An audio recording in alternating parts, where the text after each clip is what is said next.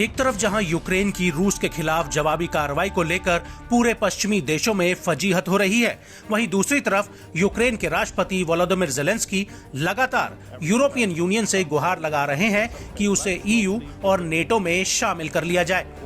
लेकिन ऐसा लगता नहीं कि ज़ेलेंस्की की राह इतनी आसान है, क्योंकि हंगरी के प्रधानमंत्री विक्टर ओरबैन और स्लोवाकिया के पीएम रॉबर्ट फिको इसमें कांटे बनकर खड़े हो गए हैं।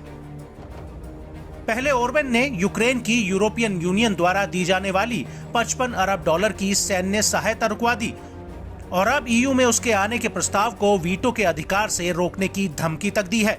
लेकिन अब ओरबैन के साथ स्लोवाकिया के पीएम रॉबर्ट फिको भी आ गए हैं। फिको का कहना है कि नेटो में यूक्रेन के आने का मतलब है तीसरे विश्व युद्ध की शुरुआत, और वो ऐसा होने नहीं देंगे।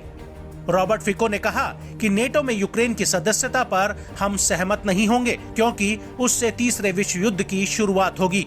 जहां तक मेरा स्लोवाकिया की राजनीतिक परिप्रेक्ष्य को प्रभावित करने का सवाल है, मैं ऐसे फैसलों में वीटो के अधिकार के इस्तेमाल का फैसला करूंगा। आपको बता दें कि फिको ने यह दलील दी है कि विलिनस में जब नेटो की मीटिंग हुई थी, उस वक्त नेटो ने कीव को असल आमंत्रण पत्र देने से रोक दिया था।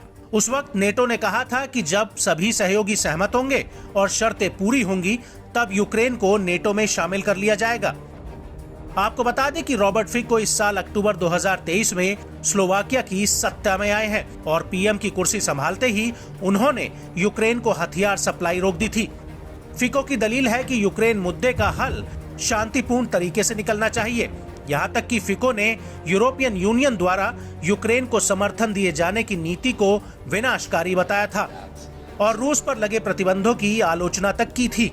आपको ये भी बता दें कि यूक्रेन साल 2018 से नेटो में शामिल होने की कोशिश कर रहा है और रूस ने यही दलील देते हुए उस पर आक्रमण किया था।